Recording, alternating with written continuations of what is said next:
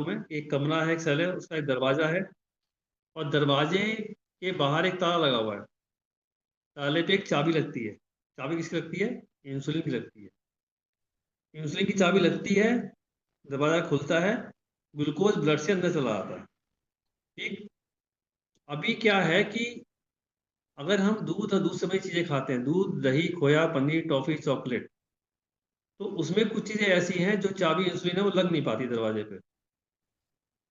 और अगर हम दूध की चीजें बंद कर दें टोटली 100%, दूध, दही, खोया, पनीर, टॉफी, चॉकलेट सब, तो उसकी वजह से ग्लूकोज लेवल जो है, जैसे 200 है तो 180 हो जाएगा, मतलब कुछ घटेगा उससे। क्योंकि आपको सब पता है कि डायबिटीज एक मल्टी फैक्टोरियल है, एक फैक्टर पे काम नहीं करता। तो अभी हम इंसुलिन की बात कर रहे हैं खाली, कि इंसुलिन की चाबी लग नहीं पाती, जिसकी वजह से क्या होता है कि ग्लूकोज अंदर नहीं आता, ब्लड में ग्लूकोज बढ़ने लगता है।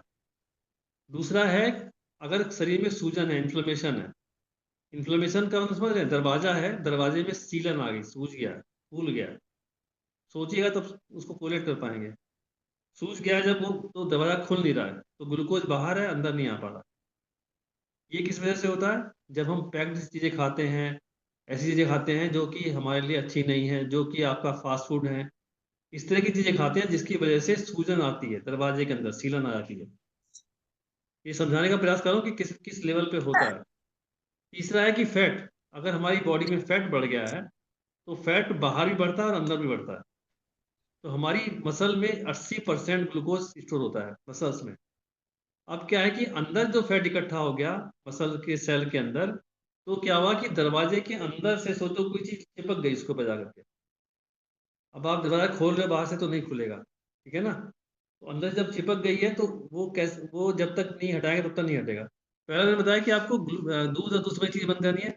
दूसरा, इन्फ्लेमेशन के लिए मैंने बताया आपको, तो स्वेलिंग हो जाएगी तो उसकी वजह से दरवाजा बंद हो जाएगा, तो उसके लिए आपको केमिकल वाली चीजें, फास्ट फूड और पैक्ड सामान ये सब नहीं खाना है, क्योंकि उसमें प्रिजर्वेटिव होता है, वो घूम फिर करके आपकी बॉडी में इन्फ्लेमेशन, सूजन लाता है। तीसरा बताया मैंने, फैट। फैट की वजह से अंदर से दबाया बंद हो गया, यानी कि अगर आप एक्सरसाइज नहीं कर रहे हैं तो अंदर आपके फैट है सेल के अंदर, उसके दरवाजा नहीं खुल रहा है, तो भी इंसुलिन काम नहीं कर रहा, इंसुलिन है काम नहीं कर पा रहा है। फिर अगला है न्यूट्रिशन, अगर हम खाना पीना ठीक से नहीं खा रहे हैं, यानी कि उसमें विटामिन मिनरल नहीं है, तो जो ग्लूकोज आपके सेल के अंदर आया, जो अंदर आ गया कमरे में, यानी कि वो यूटिलाइज नहीं हो पा रहा है। तो यूटिलाइज नहीं हो पाएगा तो क्या होगा? वो सब बाहर ही रह जाएगा, बाहर से अंदर नहीं आएगा।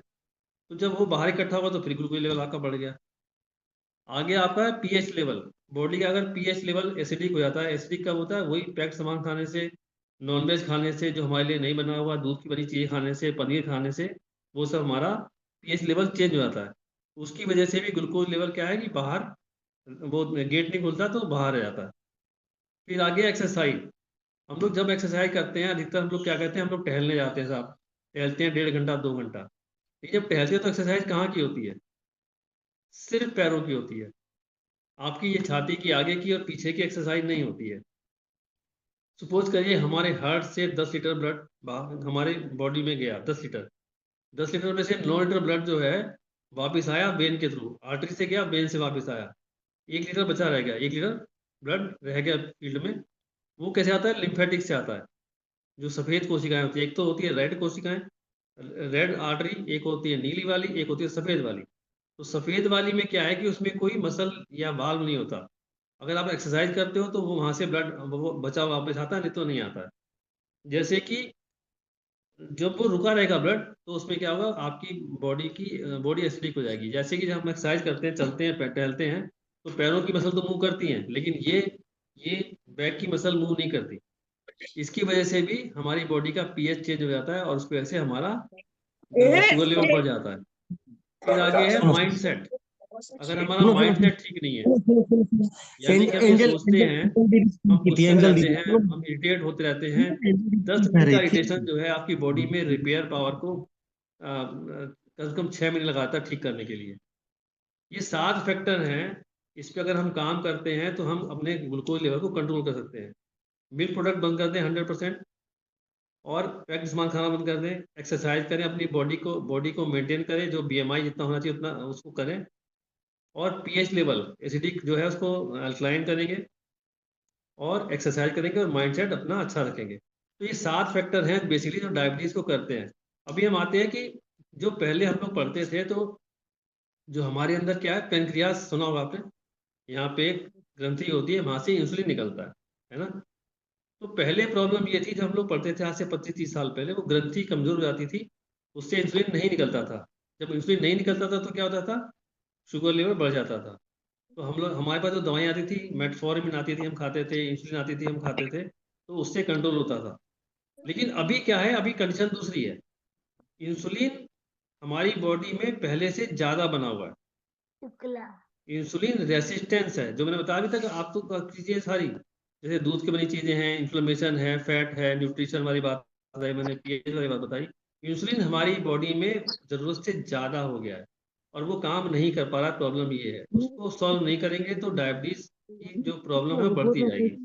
डायबिटीज आपको बताया कि पूरी बॉडी में हर सेल को खराब करती है, चाहे आंख हो, चाहे नाक हो, कान हो, पूरी बॉडी ऊपर से लेकर नीचे तक सबको खराब कर देती है, सब चीज गला देती है। तो डायबिटीज पे कंट्रोल करने के लिए हमें करना क्या होगा, जो सब बातें मैंने बता दी, ये करना ही करना होगा। लेकिन हमें अगर पहले पता हो कि हमें इंसुलिन रेसिस्टेंस है, इंसुलिन बढ़ा हुआ है कि नहीं बढ़ा हुआ, उसको देखने के लिए टेस्ट भी होते हैं। इंसुलिन का टेस्ट अलग से होता है, उसमें इंसुलिन का लेवल दिखाया था 2.5 से 6 के बीच में होना चाहिए वो।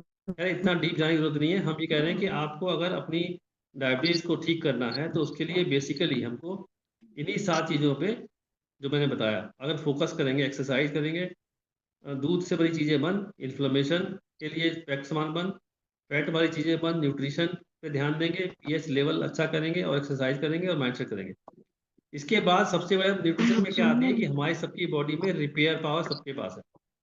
हमारी बॉडी हर चीज़ रिपेयर कर सकती है, कोई बीमारी रिपेयर कर सकती है। ये मैंने देखा है कि कोई भी चीज़ हो आपकी बॉडी में, कोई बीमारी हो, रिपेयर हो सकती है, लेकिन उसके लिए आपको अपना वो माहौल बॉडी को देना पड़ेगा जो कि हमें चाहिए। अगर वो हम नहीं देंगे तो नहीं हो पाएगा। ये डायबिटीज के बारे में एक मैंने ओवरव्यू दिया आपको कि गेट है, गेट्स की वजह से सब प्रॉब्लम हो रही है ना। अभी डायबिटीज के बारे में कुछ बातें हैं जो हम लोग सुनते आते हैं कि डायबिटीज जेनेटिक होती है। कितने लोग मानते हैं इस बात को, डायबिटीज जेनेटिक होती है? कितने लोग मानते हैं, मानते हैं? तो जेनेटिक्स में अब एक नई चीज आई है, एपिजेनेटिक्स। एपिजेनेटिक्स इसका मतलब क्या है कि डायबिटीज या कोई बीमारी जो हम जेनेटिक मानते हैं वो ऑन होगी या ऑफ होगी, डिपेंड करता है कि हम उसको माहौल कैसा दे रहे हैं। जैसे हमें अगर अपने बॉडी अपना लाइफस्टाइल अच्छा करते हैं, एक्सरसाइज करते हैं डेली 1 घंटा, पॉजिटिव एटीट्यूड रखते हैं हमेशा, रेस्ट करते हैं 6 से 8 घंटा और न्यूट्रिशन लेते हैं पूरा, तो ऐसी कंडीशन में जब हम ये पूरा करते हैं तो वो जो जो डायबिटीज का आपका स्विच है वो ऑफ हो जाएगा, और अगर आप इसको पूरा नहीं करते तो स्विच ऑन हो जाएगा। तो इसके लिए हमें लाइफस्टाइल पे फोकस करना पड़ेगा, और ये जेनेटिक नहीं होती है। ये मान लीजिए जेनेटिक हम लोगों ने इतना बना दिया है उसको। अगर आप सोचेंगे जेनेटिक होती है तो आप कुछ नहीं करेंगे। होता क्या है ना कि मेरे पिताजी को थी, मेरे बाबा जी को थी, मेरे उनको थी, मेरे पूरी फैमिली में होती है, सभी को होती है ऐसा। एपिजेनेटिक्स को अगर समझ लेंगे कि उसको अगर हम वो माहौल नहीं देंगे ग्रो करने का तो हमारा जेनेटिकली ठीक हो जाएगा। जैसे एग्जांपल दे रहा हूँ कि एक महिला है, उसके घर में 18 लोग हैं जिनको कि कैंसर हो चुका है, 18 लोग। लेकिन उसने ये बिलीव, उसका बिलीफ सिस्टम ये है कि मेरे को नहीं होगा, और उसको नहीं हुआ बिकॉज ऑफ लाइफस्टाइल चेंजेस। दूसरा क्या है कि डायबिटीज सीरियस बीमारी नहीं है। हम लोग क्या कहते हैं आजकल, डायबिटीज क्या है, सभी को होती है ना। तो डायबिटीज सभी को नहीं होती है, सभी को क्यों हो रही है?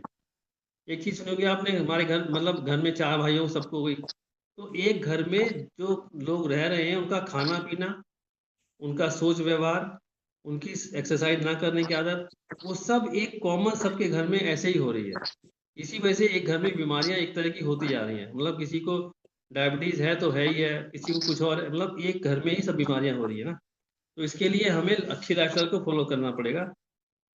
डायबिटीज एक सीरियस बीमारी नहीं है ना, लेकिन डायबिटीज कितनी सीरियस बीमारी है, सबसे पहले कहाँ इफेक्ट करती है ये, हमारी आंखों को, जो हम लोग नहीं देखते हैं, फिर किडनी को, फिर हार्ट को, फिर ब्रेन को। आपकी कोई बॉडी का पार्ट ऐसा नहीं है कि जो उससे अफेक्टेड ना होता हो। तो इसीलिए डायबिटीज को हमें जरूर चेक कराना चाहिए। और दवाई अगला है मिथ की दवाई खाने की आदत पड़ जाती है।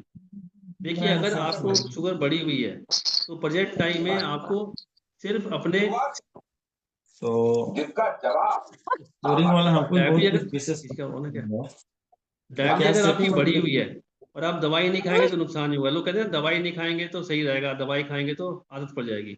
दवाई नहीं खाएंगे तो किडनी खराब हो जाएगी, मोस्ट इंपॉर्टेंट चीज, और आपकी आंखें खराब हो जाएंगी। इसलिए हमको दवाई तो खानी ही पड़ेगी, जब तक एलोपैथ की, जब तक कि वो कंट्रोल ना कर दे। लेकिन अगर मैंने बताया कि दवाई के बिना अगर कंट्रोल करना है तो आपको एक्सरसाइज, एटीट्यूड, रेस्ट और न्यूट्रिशन पे काम करना पड़ेगा। इसके लिए अलग से आप लोग बात कर सकते हैं कि इसमें क्या क्या हमको कैसे करना पड़ेगा। इंसुलिन लगवाना चाहिए कि नहीं लगवाना चाहिए? कुछ लोग कहते हैं इंसुलिन लगवाना अच्छी चीज़ है, कुछ लोग कहते हैं इंसुलिन लगवाना नहीं लगवाना चाहिए। मेरी निगाह में अगर हमारी बॉडी इंसुलिन नहीं बना रही है तो हमें उस पर काम करना चाहिए कि हमारी पैंक्रियाज इंसुलिन कैसे बनाएगी। यानी कि ये एक इम्पोर्टेंट चीज़ है कि हमारी पैंक्रियाज, सब लोग जानते हैं, यहाँ पर एक ग्रंथि होती है, वहाँ से इंसुलिन निकलती है। तो हमें इंसुलिन बनाने के लिए, अगर हमारे शरीर का पैंक्रियाज बीमार पड़ गई है और इंसुलिन नहीं बना रही है, तो हम लोग क्या करते हैं, देखिए एलोपैथ में क्या करते हैं, हम लोग मेटफॉर्मिन देते हैं और ग्लिमिप्राइड देते हैं। सबको पता होगा ये बात। तो ग्लिमिप्राइड, मेटफॉर्मिन करती क्या है, उस बीमार पैंक्रियाज से और इंसुलिन निकालती है, और इंसुलिन निकालती है, और वो बीमार और पड़ती जाती है। तो हमें पहले जो हमारी पैंक्रियाज खराब होगी उसको सही करना है। वो कैसे ठीक होगी? हमारा न्यूट्रिशन सबसे इंपॉर्टेंट चीज। सबकी बॉडी में रिपेयर पावर ईश्वर ने दे रखी है, सबकी बॉडी में, मेरे में भी है, आपकी में भी है। बीपी हो, शुगर हो, किडनी डिसीज हो, हार्ट डिसीज हो, कैंसर हो, कैंसर तक पेशेंट कंट्रोल हुए हैं। तो उसके लिए हमें न्यूट्रिशन, जो बॉडी की रिक्वायरमेंट है, जो बॉडी की रिपेयर पावर है वो काम करती है, उसके लिए हमें प्रोटीन, मल्टीविटामिन, मिनरल और गुड फैट देना पड़ेगा। प्रोटीन, मल्टीविटामिन और मिनरल जो है और गुड फैट, ये हमारे बेसिक रिक्वायरमेंट है बॉडी की। जैसे हम मकान बनाते हैं तो उसके लिए क्या चाहिए, हमें ईंट चाहिए, सीमेंट चाहिए, मसाला चाहिए। बिना उसके मकान नहीं बनेगा। वैसे ही अगर हमें अपनी पैंक्रियाज को ठीक करना है जो बीमार पड़ गई है, तो उसके लिए हमें मल्टीविटामिन, प्रोटीन, ओमेगा, इस पे फोकस करना पड़ेगा। और फिर एक्सरसाइज करनी पड़ेगी। एक्सरसाइज नहीं करेंगे तो भी हमारी बॉडी में स्ट्रेस लेवल बढ़ेगा और हमारा शुगर लेवल बढ़ता जाएगा। डायबिटीज ठीक नहीं होती है, लाइलाज है। डायबिटीज बिल्कुल ठीक होती है और 100% ठीक होती है। मेरा जो है शुगर लेवल, कभी HbA1c सुना होगा आपने, 7.5 था, 7.5 था कभी। और उसके बाद मैंने दूध की चीज़ें बंद की तो मेरा 7.1 हो गया था, दूध की चीज़ें बंद करने से, सिर्फ एक चीज़ करने से। उसके बाद आज की तारीख में न्यूट्रिशन पे ध्यान दे करके, एक्सरसाइज पे ध्यान दे करके, और चीज़ों पे ध्यान, एटीट्यूड पे ध्यान दे करके, मेरा जो अभी शुगर लेवल है यानी HbA1c जो है वो 5.6 या 5.8 करीब रहता है। और मैंने जितनी बार चेक कराया मेरा 100 से कम ही रहता है इस टाइम शुगर लेवल, बिना किसी दवाई के। तो बिना दवाई के हम लोग डायबिटीज रिवर्सल की बात कर सकते हैं। डायबिटीज ठीक होती है और ठीक हुई है, मेरी तो ठीक हुई है और मैंने बहुत लोगों की ठीक की है। डायबिटीज ओल्डर एज में ही होती है। आज की तारीख में देखेंगे तो डायबिटीज आजकल 20 साल के बच्चे को भी हो जा रही है। क्यों हो जा रही है?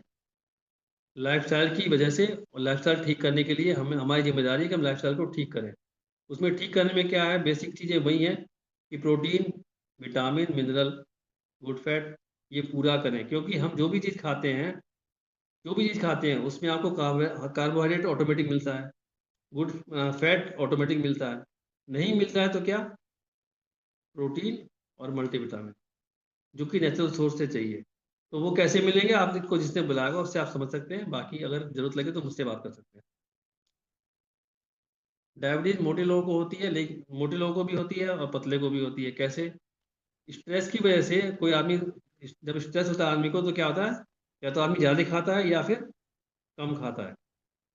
स्ट्रेस में आदमी कम भी खाता है, और स्ट्रेस में डायबिटीज अगर होगी तो हो सकता है दुबला पतला भी हो, या हो सकता है कि मोटा भी हो, ज़्यादा खाने की वजह से। तो दोनों में डायबिटीज होती है। ऐसा दुबले पतले का कोई वो नहीं है। बच्चों को नहीं होती, वो भी नहीं है, बच्चों को भी होती है। अभी मैंने बात बताया था आपको इंसुलिन रेसिस्टेंस की बात। इंसुलिन रेसिस्टेंस का मतलब क्या हुआ कि इंसुलिन बढ़ जाती है बॉडी में और वो काम नहीं कर पा रही है। तो आपने एक बात सुनी होगी कि जो गर्भवती महिलाएं कई होती हैं जिसका ब्लड लेवल बढ़ा, ग्लूकोज लेवल बढ़ा होता है, उनके बच्चों को वजन बहुत बढ़ जाता है। सुना आप लोगों ने?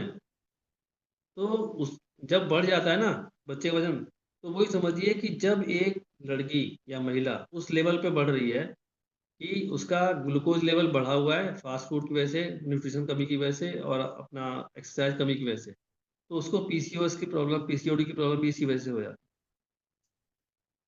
तो मेन बात ये कि डायबिटीज एक ऐसी कोई डिसीज नहीं है, लेकिन डिसीज लाइफस्टाइल की वजह से एक प्रेजेंटेशन है हमारी बॉडी का, कि आपकी बॉडी में सब कुछ गड़बड़ हो रहा है। शुगर बढ़ रहा है तो आपका किडनी खराब हो रही है, शुगर बढ़ रहा है तो आपका लीवर खराब हो रहा है, शुगर बढ़ रहा है तो आपकी आंखें खराब हो रही है।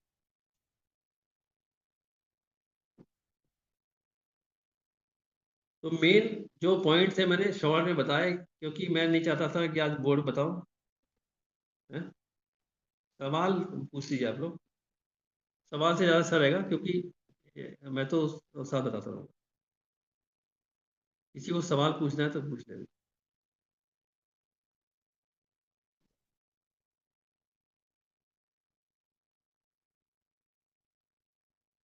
डायबिटीज के बारे में माइक ऑन कर लीजिए, माइक माइक मनीषा,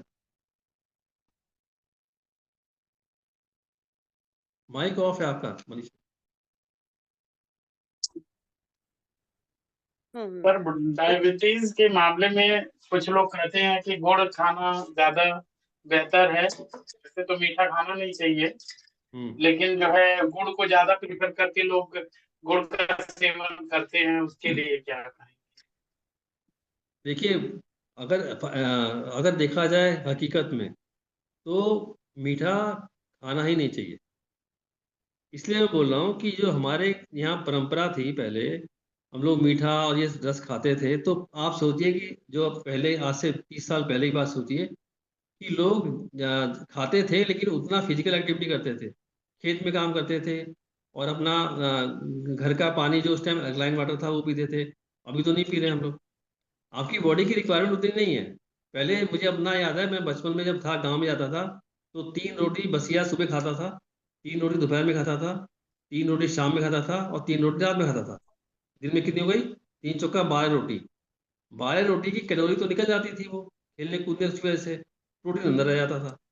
अभी क्या है कि हम लोग खा ही 2 रोटी रहे हैं, और साथ में मीठा खा रहे हैं। मीठे में क्या है? सिर्फ कैलोरी है। कैलोरी जब आप खाएंगे तो कैलोरी खाने की, देखिए मीठा खाने का एक बहुत बड़ा वो है, माइंड में एक सर्किल चलता है। जैसे आप मीठा खाएंगे तो फिर दोबारा खाने का मन करेगा, फिर और खाने का मन करेगा। बॉडी की रिक्वायरमेंट आपकी प्रोटीन की है।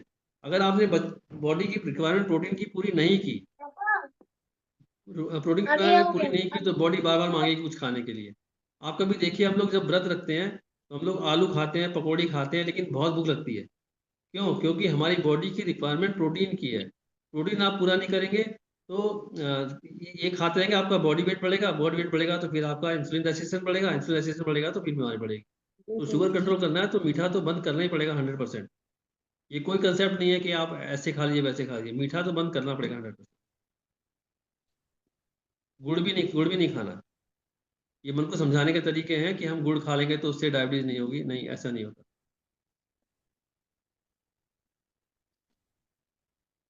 सर, हम पूछना चाह रहे थे कि हाँ, डायबिटीज के उनको क्या दूध का मतलब चाय भी नहीं पीनी चाहिए? दूध की दूध और भी दूध से बनी चीजें बिल्कुल बंद है। अगर करेंगी बिल्कुल। तो कंट्रोल रहेगा उतना।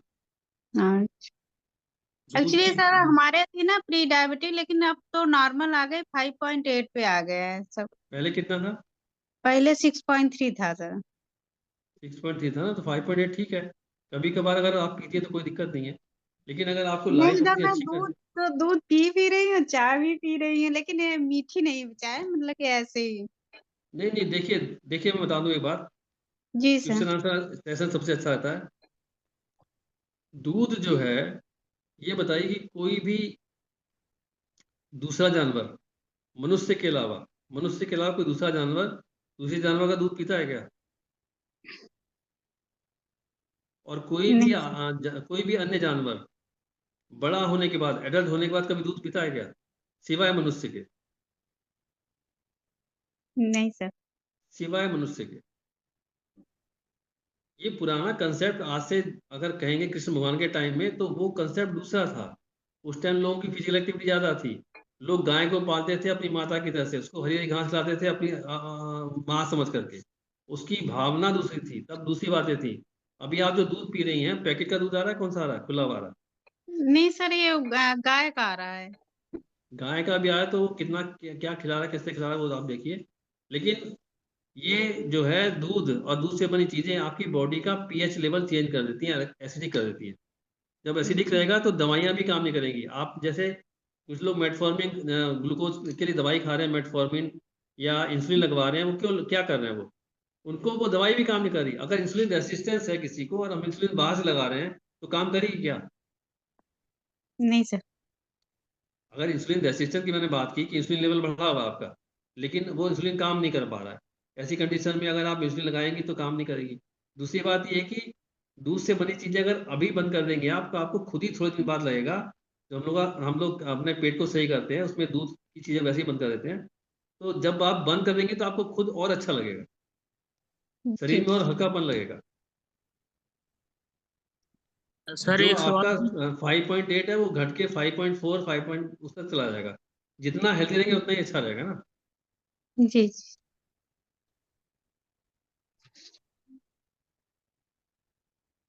सर जैसे ईएसआर बढ़ जाता है तो उसका रीजन क्या होता है?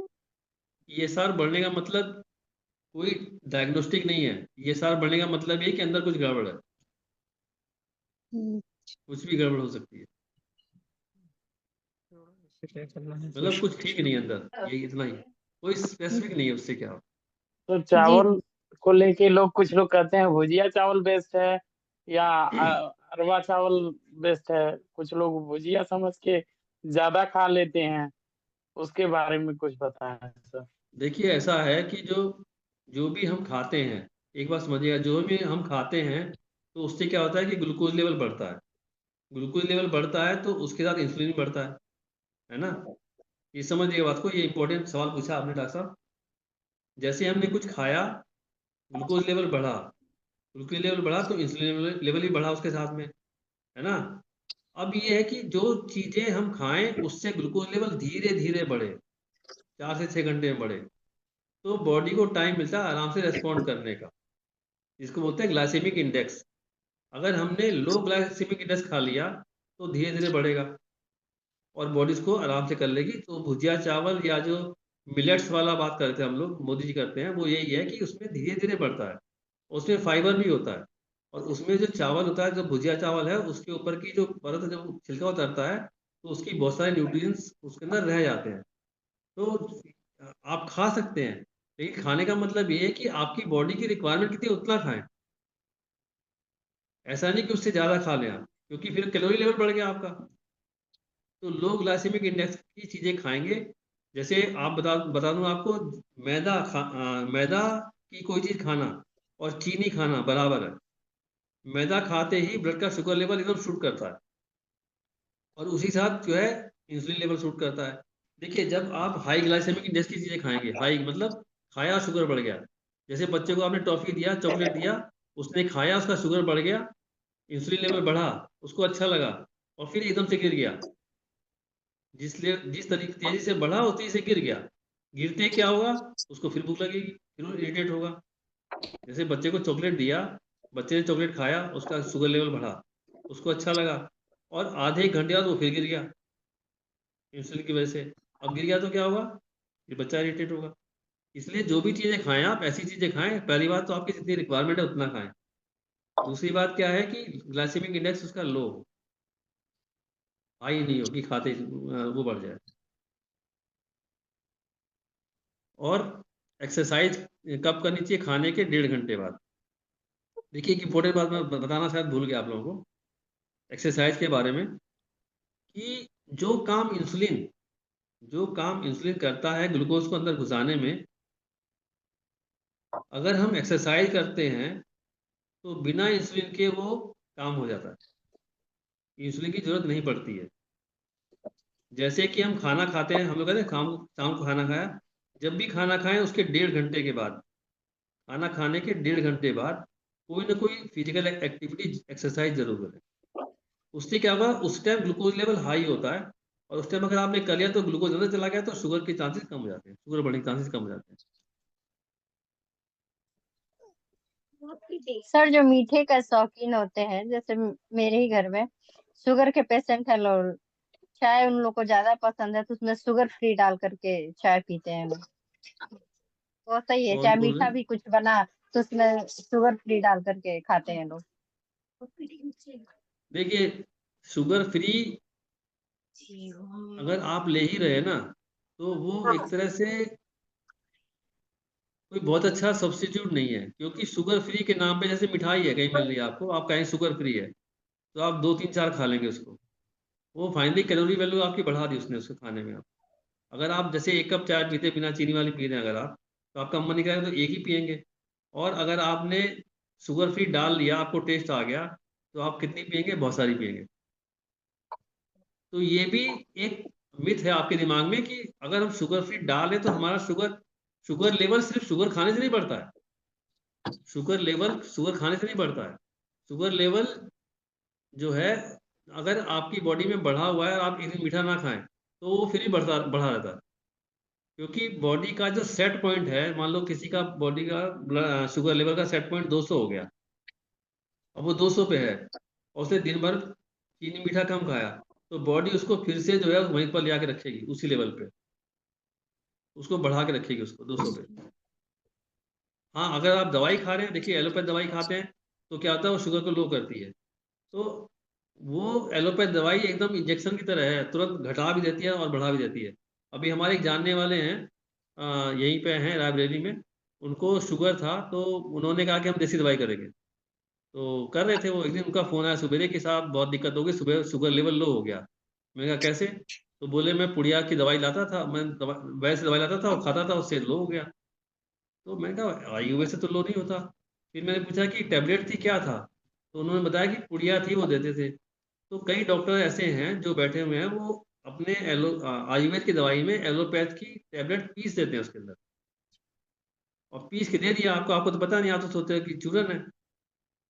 अब वो क्या है कि एलोपैथ में एक दवाई में एक प्रॉब्लम है कि आपने दवाई अगर खाई ग्लूकोज के लिए, मतलब शुगर के लिए, और अगर आपने खाना नहीं खाया, जैसे घर में है हस्बैंड वाइफ बैठे हुए हैं और उन्होंने दवाई खा ली हस्बैंड ने, और घर में झगड़ा हो गया और वो निकल गए बाहर गुस्से में आकर के, तो शुगर लेवल ऐसा लो होगा कि वो बेहोश होकर गिर पड़ेंगे।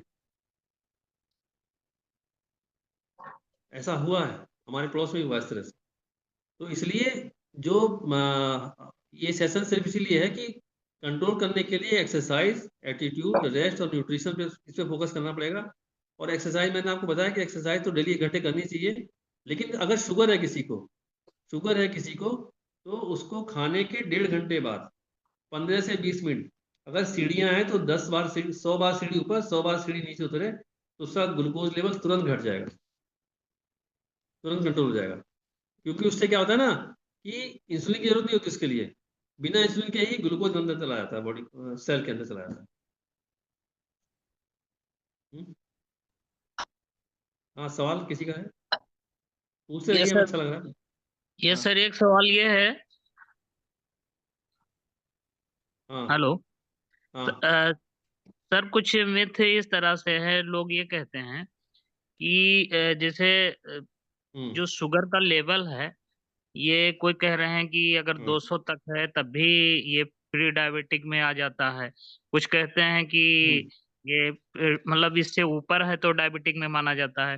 लेकिन अगर हाँ ग्लूकोमीटर से अगर किसी भी पेशेंट का चेक किया जाए और 5 उंगलियां हैं, पांचों का अगर ब्लड निकाल करके और कंटिन्यू चेक कर दिया जाए तो पांचों के जो ये आते हैं रिजल्ट, ये डिफरेंट आते हैं। ऐसा क्यों?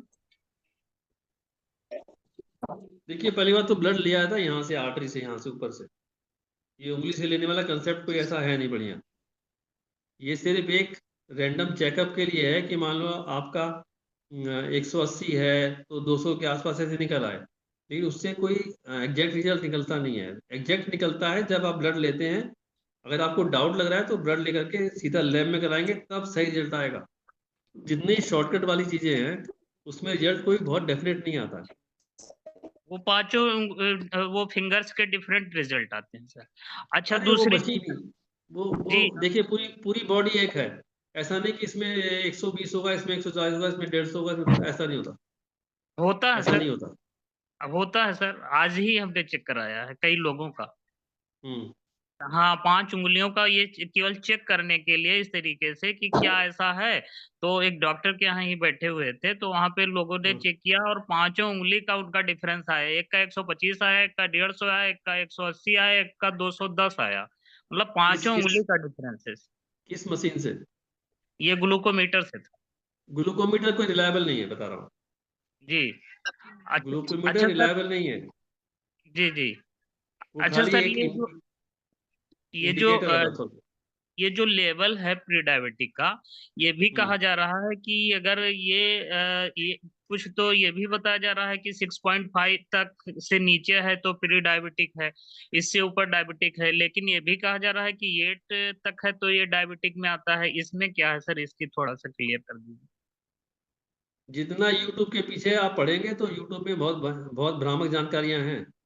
नहीं, ये वही मैं तो वो मैं बता रहा आपसे हूँ जो कि पूछना रियल चाहता हूँ कि सच्चाई क्या है इसमें। सच्चाई क्या है, जिसमें जिसके बारे में सोचना है, इसके बारे में क्यों सोचे कि उंगली में अलग अलग करेगा आदमी, कान में निकालेगा तो अलग आएगा, नाक वो पे लग जाएगा। उंगली की बात छोड़ दीजिए सर, उंगली की नहीं, HbA1c की बात कर रहा हूँ। अगर निकल करके आ रहा है तो किस हाँ, ब्लड लेवल तक प्री डायबिटिक माना जाए और किस तक इसको डायबिटिक माना जाए। 6 से नीचे सही है, और 6 से ऊपर 6.5 तक प्री डायबिटिक मान लीजिए आप। देखिए, और कितने। शब्दों में मत उलझिए। डायबिटीज डायबिटीज है, प्री और प्रो करके कुछ नहीं चलने वाला। नहीं, नॉर्मल नॉर्मल डायबिटिक है, है डायबिटीज डायबिटीज लेकिन है, बस। सर जब कोई सिम्टम्स अगर नहीं दिखते हैं तो कैसे आदमी को मान लिया जाए कि ये डायबिटिक है। हाँ, तो अब ये बात आई ना आपकी। देखिए, डायबिटीज एक ऐसी बीमारी है जो बताती नहीं है कि मैं कब आ गया आपके शरीर में। जी। जब आपकी वो तो कोई सिस्टम बैठ जाता। वो शुगर तो ऑलरेडी सबकी बॉडी में होता है, लेकिन अगर इसका कोई लेवल नहीं, ये सिम्टम्स शो हो रहा है तो कैसे पता चलेगा कि डायबिटिक है पेशेंट। तो बीच में चेक कराना चाहिए, हर 5 साल पे चेक कराना चाहिए, 2 साल पे, 3 साल पे चेक। अगर आपको डायबिटिक है तो हर 1-2 साल में चेक कराइए, 6 महीने चेक कराइए। और अगर आप डायबिटिक नहीं है तो आप 5 साल में चेक कराइए। डायबिटिक का मेन सिम्टम्स क्या है सर। डायबिटिक का कोई सिम्टम नहीं है। कोई सिम्टम्स ही नहीं है। हाँ, पेशाब आएगा, होता आए, होता ना आए, है नहीं, ना। अगर नहीं आता तो डायबिटिक नहीं है। क्या चीज? सर अगर मान लीजिए उसको बार बार रात में नहीं जाना पड़ता है, यूरिन सिक्रेशन हाँ, नहीं होता है, तो क्या वो डायबिटिक नहीं है। अब रात को, शाम से दोपहर दिन भर पानी नहीं पिया, रात में पानी नहीं पिया तो पेशाब नहीं आएगा उसको। भाई नॉर्मल, नहीं बाकी चीजें नॉर्मल है ना। अगर वो 15 किलो पे 1 लीटर पानी पी रहा है तो अब वो बताए कि कितने बार पेशाब जा रहा है। हम्म, देखिए, सीधी सी बात है, जो 30+ के लोग हैं एक बार शुगर जरूर चेक करा लें। उसके बाद अगर निकलता है तो विचार करें कि कैसे ठीक होगा। उसके बारे में जिसके साथ आए बता सकते हैं, या मैं बता सकता हूँ कि कैसे मैंने अपना ठीक किया। मेरा 7.4 से अगर मेरा आया है 5.8 तक, तो वो ऐसा नहीं कि मैंने बहुत उसमें साइंस लगाई है, उसमें बेसिक चीज़ें वो ठीक की हैं, वो सबको ठीक करनी पड़ेंगी। और अगर कोई ये कहता है कि मेरा वजन ज़्यादा है लेकिन मुझे डायबिटीज नहीं है, तो कोई और बीमारी हो रही होगी। डायबिटीज अगर है तो आपका पूरा शरीर खराब हो रहा है। बता रहा हूँ आपको, जो शुगर आपका बॉडी के अंदर नहीं गया, सेल के अंदर नहीं गया, वो शुगर क्या कर रहा है, उसके उससे कोलेस्ट्रॉल बढ़ जा रहा है, लिपिड बढ़ जा रहा है। आप देखिएगा, जितने लोगों को डायबिटीज है सबका लिपिड प्रोफाइल गड़बड़ होगा, सबका लीवर फैटी होगा। लीवर फैटी होगा तो समझ रहे हैं? जो लीवर की सिरोसिस, लीवर जो खराब होता था पहले हेपेटाइटिस से, बी और सी से, आज की तारीख में वो फैट से हो जा रहा है। आपका जो है डायबिटिक होने के बाद फैट होने की वजह से लीवर आपका खराब हो जा रहा है। और मैं आपको बता रहा हूँ अपनी बात, जो आप बता रहे हैं कि क्या सिम्टम है क्या नहीं है, मैं एक बात बता रहा हूँ आपको।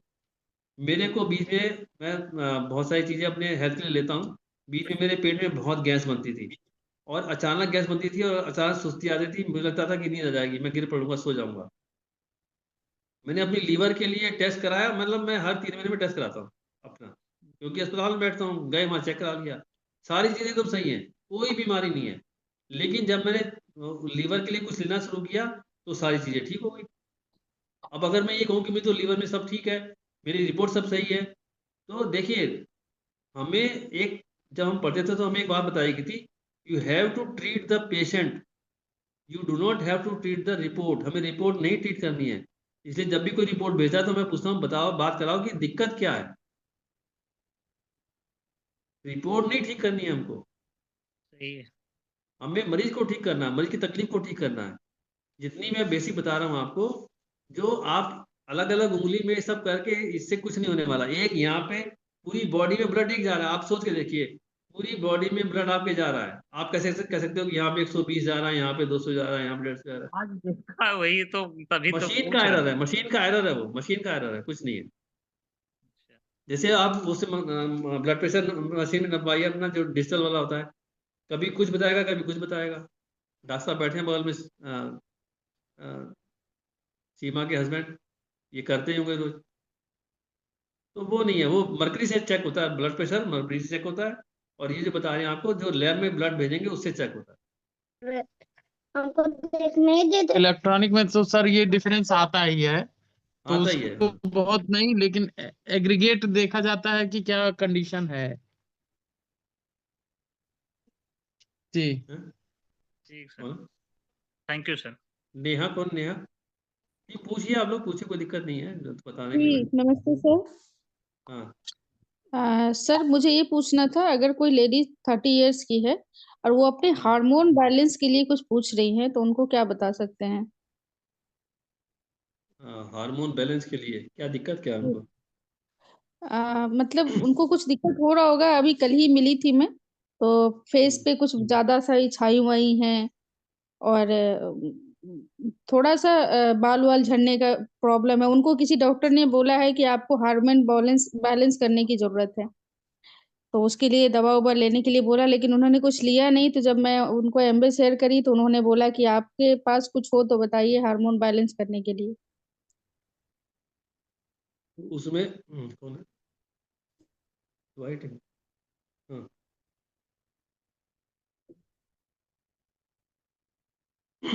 देखिए, उनका जो है, पहले अपना हाइट देखिए, उनका वेट देखिए।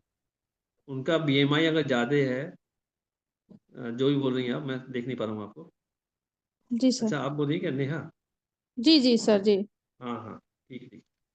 देखिए, उनका हाइट देखिए, उनका वेट देखिए, कमर का नाप देखिए। हम्म। कमर का नाप खाली बीएमआई से भी नहीं हो जाएगा, हाइट, वेट और कमर का नाप। अगर उनका कमर का नाप, मान लो हाइट उनकी 170 सेंटीमीटर है ना?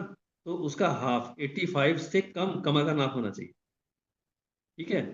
अगर देखिए, एक बात, जो आपका सवाल है बहुत अच्छा सवाल है, बहुत लोगों को फायदा होगा। मेल और फीमेल दोनों में हार्मोन होते हैं। मेल फीमेल में, फीमेल और मेल दोनों के हार्मोन होते हैं, मेल में मेल फीमेल दोनों के हार्मोन होते हैं। लेकिन फीमेल में बेसिकली फीमेल के हार्मोन ज़्यादा होते हैं, मेल में मेल के ज़्यादा होते हैं।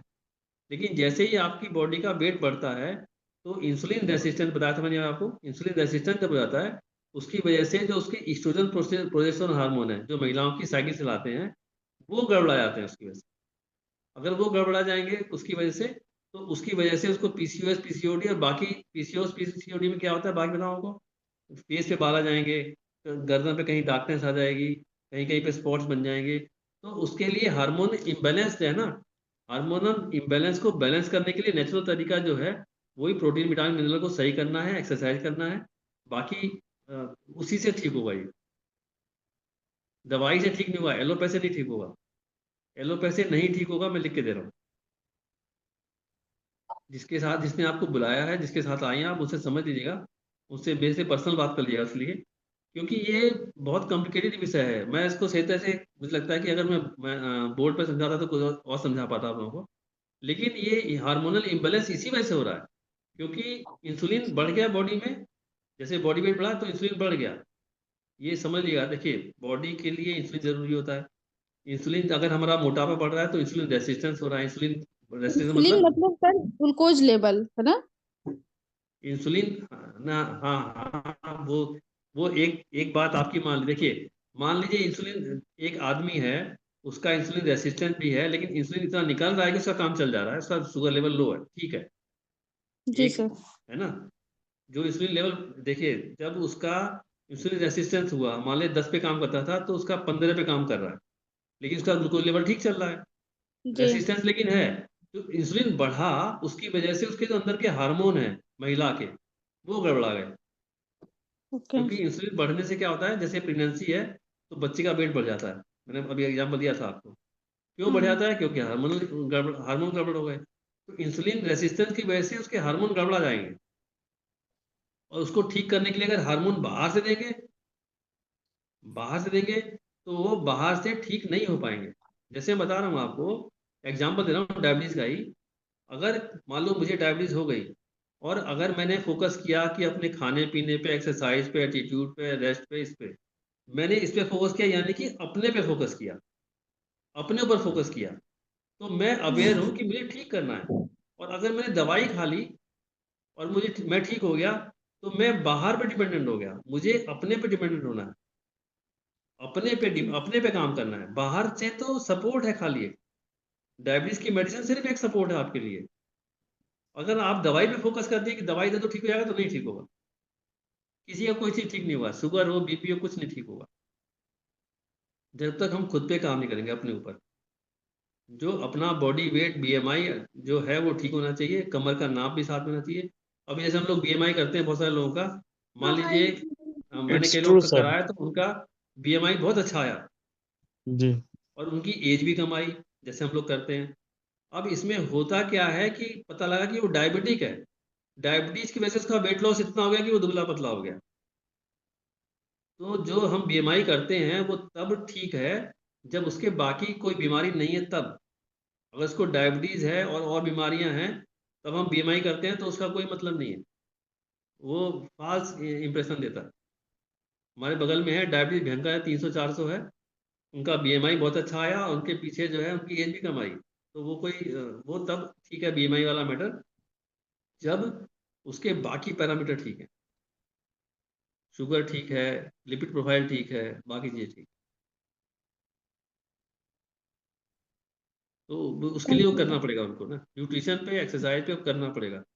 और हर चीज़ हमें खुद ही करनी पड़ेगी, कोई दूसरा नहीं करेगा। दवाइयाँ नहीं करेंगी, दवाइयाँ एक लिमिट तक करती हैं। Thank you sir. हाँ, दवाइयों से नहीं होगा। जी। अपोलो जाए, मैक्स जाए, मैं तो गारंटी से बोलता हूँ कि कहीं चले जाओ, नहीं ठीक होगा।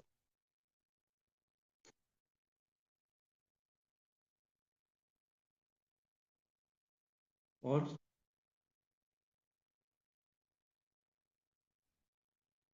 बाकी जिसका वेट बढ़ा हुआ है, बीएमआई ज़्यादा है, वो कह रहा है कि हम बिल्कुल ठीक है, तो ठीक नहीं है। वो उस तरफ बढ़ रहा है जिस तरफ डायबिटीज, बीपी, शुगर सब होने वाला। कोई अपने आप को ये ना माने कि मैं बिल्कुल ठीक हूँ, मैं तो बहुत खाता पीता हूँ, तो वो ठीक नहीं है। जब तक आप खुद ठीक नहीं है तो आप समझ जाइए कि आप कहाँ जा रहे हैं। कुछ लोग बहुत मोटे होते हैं, नहीं मुझे तो कोई दिक्कत नहीं है, दिक्कत की तरफ तो हो ही, वो थोड़ा सा रुके हुए हो बस वहाँ पे जाके। और कुछ पूछना चाहें? कोई भी सवाल हेल्थ से रिलेटेड कोई भी कर सकते हैं, अभी तो मेरे पास टाइम भी है। हम्म?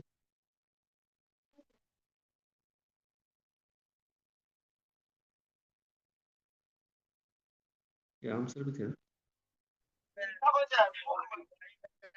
शुगर कंट्रोल रहे उसके लिए कौन सा एक्सरसाइज करना चाहिए? हैं? बिल- शुगर कौन बोल रहे हैं? आवाज नहीं आई क्लियर। सर एक्सरसाइज मतलब बता दीजिए शुगर कंट्रोल करने के लिए। शुगर कंट्रोल करने के लिए पूरी एक्सरसाइज तो करनी चाहिए, पूरी बॉडी की, स्पाइन की। लेकिन मैं जो बताता हूँ, अगर आप चाहें तो बता सकता हूँ थोड़ा सा।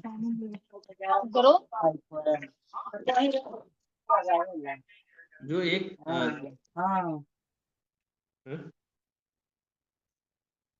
जो बॉडी की स्ट्रेचिंग एक्सरसाइज होती है मॉर्निंग में, फिट मी में,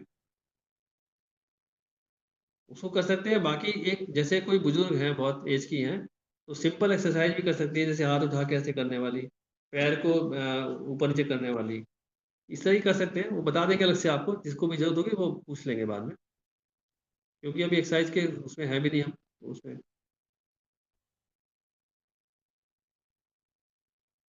ठीक है। और कुछ किसी को? नेहा जी क्लियर हो गया आपको? जी sir, thank you sir. Sir अगर किसी को हाँ सर अगर किसी को शुगर है तो हाँ, कितने टाइम पे उसको मतलब अपना शुगर टेस्ट करवाना चाहिए? कितने पे कराना चाहिए? देखिए, अगर आपको शुगर निकल गया है और आप एलोपैथ पे जा रही है तो फिर बड़ा दिक्कत है। दिक्कत वही है कि आपने दवाई खाई, कभी शुगर लो हो जाएगा, कभी बढ़ जाएगा। और अगर दूसरे ट्रैक पे जा रही है जो हम बताते हैं एक्सरसाइज वगैरह वाला, तो उस पे जाने के बाद आपको कम से कम हर महीने में एक बार, जब तक वो नॉर्मल ना हो जाए, और नॉर्मल होने के बाद 3-3 महीने पे, 6-6 महीने पे करा सकते हैं। तो सर हर महीने में एक बार मतलब वो मतलब डायरेक्ट वेन से निकलवा के लैब टेस्टिंग करवाएं कि वो मतलब आपकी ग्लूकोमीटर आवाज से कट रही है, करवाएं? तो वीडियो ऑफ कर दीजिए तब आवाज आएगी। सर एक्चुअली ग्लूकोमीटर से करवाएं कि लैब टेस्ट से करवाएं? ब्लड लैब से दोनों कराइए। HbA1c कराइए जो 3 महीने पे होती है, और शुगर का फास्टिंग और PP। फास्टिंग मतलब, हाँ ये बता देता हूँ,